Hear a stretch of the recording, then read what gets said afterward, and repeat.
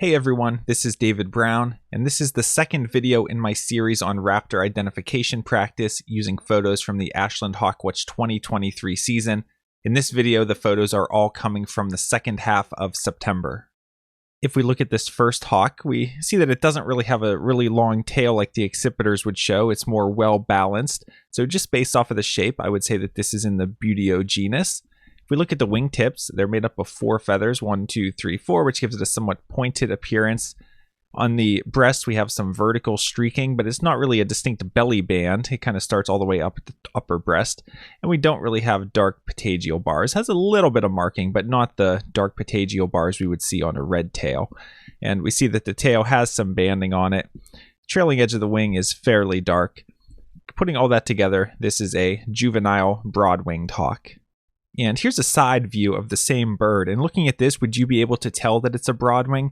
Again, we see that the tail isn't super long. We can see that streaking on the underside, and we can see that the wingtips are fairly pointed. So even from the side angle where we don't have the full silhouette, we can still accurately ID this bird. Here's another Buteo, and again, we see those relatively pointed wingtips and a really bold, dark trailing edge, as well as a tail with a single wide white band. So this is another broad-winged hawk, but this is an adult. And this one does look a little bit unusual because it's got some brown here on the upper breast and then a sudden cutoff. So it has a bit of a bibbed appearance, which is slightly unusual for broadwings, but within the range of variation. Here we have a large dark raptor with some splotchy white underneath, especially here in the wing pit areas. We see a real large head with a large beak. And this is a bald eagle, and we know that this is a juvenile. If you look at the trailing edge of the wing, you see that all of the feathers are the same length. And we also see that these inner primaries here are translucent. You can see the sun shining through on both wings. That's a good field mark for aging a bald eagle as a juvenile. And remember that juvenile means that the eagle is in its first year of life. Here we have part of a large group of hawks that are soaring on a thermal. So what are they doing when they do this? Well, they're in an area of rising hot air, and they're circling to have that air lift them up so they can gain altitude. Once they get up high enough, then they'll start to glide to make forward progress. And that's very typical migration behavior of broad-winged hawks, especially in mid-September. That's peak broad-winged hawk migration time. Here we have a raptor with very pointed wings, so we should be thinking falcon, and it looks pretty pale underneath, just a little bit of streaking and a distinctive facial pattern. This is an American kestrel. Here we have another falcon. Note the very pointed wings, but this one has a lot of dark streaking on the breast. And we also see some white bands on a dark tail. Those are field marks for a merlin. Here we have a hawk, and we don't see a super long tail. So because of the shape, we are thinking this is in the Buteo genus. We see relatively pointed wingtips. We see that the breast has brown barring on it. We see a dark trailing edge to the wing, and we see a tail that has a wide white band towards the tip here. So all of those field marks make this an adult broad-winged hawk. Here's a hawk with a somewhat long tail, so we should be thinking accipiter. But if we look at the overall shape, it's not a really lanky bird. It's a little more compact looking. And we see that the tail has a real squared off straight tip. The head is relatively small. The wings are a little bit curvy and bulging. So this is a sharp-shinned hawk. Compare that to this bird. The wings look a little longer and skinnier. The head's a little bit bigger. The tail has a tip that's a little bit more rounded, and the streaking is more concentrated on the upper breast. We see this brown teardrop streaking. So this is a juvenile Cooper's hawk. Here's a bird that should be easily recognizable as a bald eagle, but it's not quite a full adult yet. So if we look at the head and tail, which should be completely white, still a little bit of dark in it. And if we look in the wings and body, where it should be completely dark, there's still some splotchy areas of white. So give this bird another year or so to attain that full adult plumage. This bird's probably around 4 or 5 years old right now. Here we have a hawk that has a long tail, so we should be thinking accipiter. But is it Cooper's or sharp-shinned? Well, the tip of the tail looks pretty squared off because all of the feathers are about the same length. We see the head looks relatively small, and if you look at the eyeball here, it's kind of a big eyeball on a small head. Gives it a little bit of a bug-eyed look. So this is a sharp-shinned hawk. And because of the brown coloration on top, we know that it's a juvenile. Here's another Buteo with somewhat pointed wings, some brown barring on the breast, and that wide white band near the tip of the tail. This is another adult broad-winged hawk. Here's another hawk, and if we look at the tail, it's relatively long, so we should be thinking accipiter. So is it sharp-shinned or Cooper's? Well, if we look at the tail feathers, they're all about the same length, giving it a real squared off tip to the tail. And it's a small head with big eyeballs, kind of a cute looking face. So this is a juvenile sharp-shinned hawk. And if you look at the streaking on the juvenile Sharpies, it's usually a little bit more messy than we see on the juvenile Cooper's hawks. On the Cooper's, it's more of a teardrop streaking. It's not quite as thick and blobby looking, and it's more concentrated on the upper breast. Sharpies tend to be a little blobbier and go farther down, but there's a certain amount of variation for both. Compare that previous bird to this one, and if we look at the streaking on the upper breast, we see that teardrop streaking that's more concentrated in the upper breast area. In addition to that, it's just kind of a lankier looking bird. Maybe the tail looks a little longer, the head looks bigger and sticks out more. The wings are held out straight and they're kind of long and lanky. Looks like a big flying cross. So this is a juvenile Cooper's hawk. Looking at the shape of this bird, we see pointed wingtips, so we should be thinking falcon. We see that it looks pretty light underneath, some light brown streaking, but certainly not a dark streaking like we would see on the Merlin. So this is an American kestrel. And because of this vertical brown streaking here, as well as the pattern on the tail, we know that this is a female American kestrel. Here's a large group of hawks that are gliding towards the camera. So these would have been ones that were circling on a thermal to gain altitude, and then they all break out of the top of that kettle and glide to make forward progress. So really cool to see. This is a group of broad-winged hawks. Again, mid to late September. That's kind of your 2 or 3 week window that you get the pretty much your entire season's worth of broad-winged hawks. And here's a photo of a group of broad-winged hawks as they're soaring up on a thermal. And in the photo here, you can get a sense of the shape of the broadwing. So they're that typical buteo shape, and you can even see that the wingtips look relatively pointed. And at the Ashland Hawk Watch, most of the groups we see are just broad-winged hawks. Other places, when you get a really big migration, sometimes you'll have other species mix in as well. And one more look at a group of broad-winged hawks kettling on a thermal. And this photo is from September 20th, which was the biggest single day ever for the Ashland Hawk Watch, with more than 9,500 broad-winged hawks. So we had a single day record for broadwings, and we also had a record season, mostly because of the huge number of broadwings this year, and especially that one day in particular. Here we have a bird with very pointed wingtips. So just from the shape, we should be thinking falcon.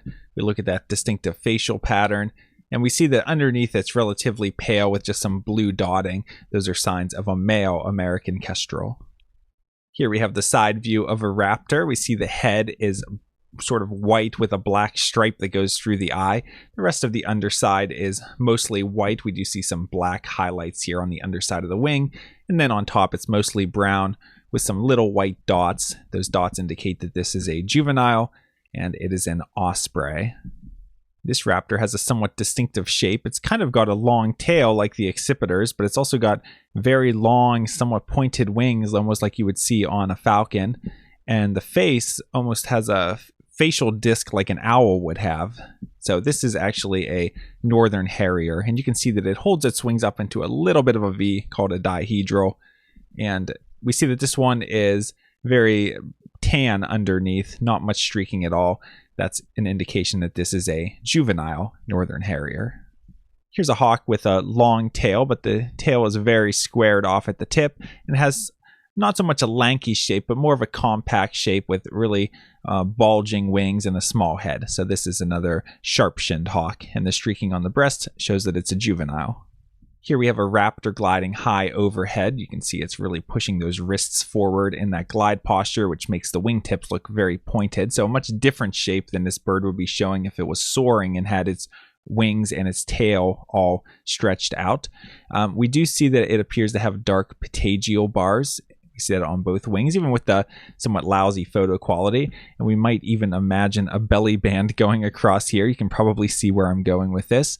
Another thing we see is the pale areas here in the inner primaries. There's kind of these pale squares, although with the wings folded back, they're not so much squares. But there's enough in this photo to identify this bird as a juvenile red-tailed hawk. The first thing that jumps out about this hawk is the color of the tail. So this is an adult red-tailed hawk, and we can confirm that by looking for the belly band and also looking for the dark patagial bars, and the dark trailing edge to the wing is another sign of an adult. And we can see that it's growing in some tail feathers. You can see some of the tail feathers are fully grown, and there's a handful of them that are only partially grown. So that's why the tail has that funny shape to it. Looking at this photo, it's not the best quality, so it's hard for us to tell how light or dark the bird is underneath. But we can see that the wingtips are really pointed, and it kind of has a really distinct curve to the wings. And we can also get a hint of a facial pattern. So this is actually a falcon, and just from the overall shape, we know that this is an American kestrel. And here's a much better photo of another American kestrel. Notice those pointed wingtips, the distinctive facial pattern. And this is a male. It's got the blue dots underneath.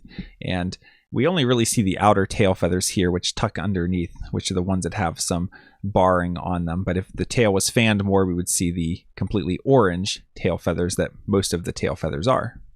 Here's a hawk that's slightly angled away from us. We can see it has a really long tail and some brown teardrop streaking that's concentrated on the upper breast, and kind of long lanky wings and a big head. This is a juvenile Cooper's hawk.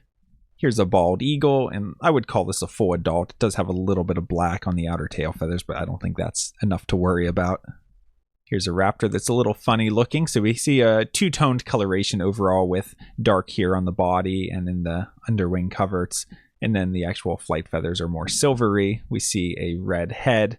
So this is a turkey vulture, and it seems to be missing some tail feathers. That's why the tail's a little funny looking back here. Here we have a hawk that has a belly band, and we can just make out the dark patagial bars. So this is a red-tailed hawk, but we do not see a red tail and no dark trailing edge to the wing. So this is a juvenile red-tailed hawk. Here's a real fierce looking raptor coming in. You can see it really has those wings tucked back. We have a good look at the facial pattern here. And taking a look at the underside of the same bird, we see a lot of dark streaking. We see pointed wingtips, and we see a dark tail with some white bars on it. So this is a merlin. Here's another long-tailed hawk, so we should be thinking accipiter. It's hard to get a sense that much of the shape of the tip, maybe some feather wear, but it does seem like the outer tail feathers are slightly shorter. We see some streaking that's more concentrated on the upper breast, like teardrop streaking, and a relatively large head. This is a juvenile Cooper's hawk. Here's a hawk with distinct coloration. We see a lot of orange here on the upper breast, and then in the wings and tail, we have a nice barring pattern of black and white. Especially the tail, it looks like a chalkboard with thin white chalk lines on it. We can maybe get a hint of a translucent crescent here near the wingtips as well. This is an adult red-shouldered hawk. Here's a bird in somewhat poor lighting. We see the really pointed wingtips. And we have a good look at the tail pattern, so it's kind of a brownish tail with some barring. Can't really tell if how light or dark the bird is underneath. No obvious dark streaking, and just a hint of a facial pattern. This is a female American kestrel. And another thing you can look for on kestrels is they have these, sometimes they're called like a string of pearls. And you'll see that on the males and the females. Here we have a bird that has sort of a gray head. And it's a real small head, like it has no feathers on it because it doesn't have any feathers on it. This is a vulture, but is it a turkey vulture or a black vulture? Well, we see it has that two-toned appearance underneath and a relatively long tail. So this is a turkey vulture. However, it is a juvenile. That's why the head is still gray. And we also see how clean and even the trailing edge of the wings are. So juvenile turkey vulture. Here's a raptor that's black and white underneath and really lanky. This is an osprey. Here we have a large dark raptor that also has a lot of splotchy white underneath. We can see an uneven trailing edge to the wing where it has some longer retained juvenile feathers as well as some shorter feathers that have already been replaced. This is an immature bald eagle, specifically a second-year bird. Here's a raptor with a fairly long tail and kind of long, skinny, pointed wings. Real tan underneath and a little bit of a facial disc. And we see the way it's holding the wings up into a V or a dihedral. This bird was probably in the middle of flapping. Really distinctive way of flapping. This is a northern harrier, and it looks like a juvenile because there's not really any streaking underneath like we would see on the adult females.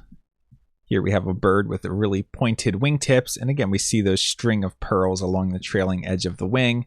This is a falcon, and it's pale underneath with just a little bit of dotting. So this is a male American kestrel. Notice the tail pattern on the males. And the outermost tail feathers usually have some more black barring on them, whereas all the other ones have the black tip but are otherwise orange. But when they fold their tail, you're only seeing these outermost feathers.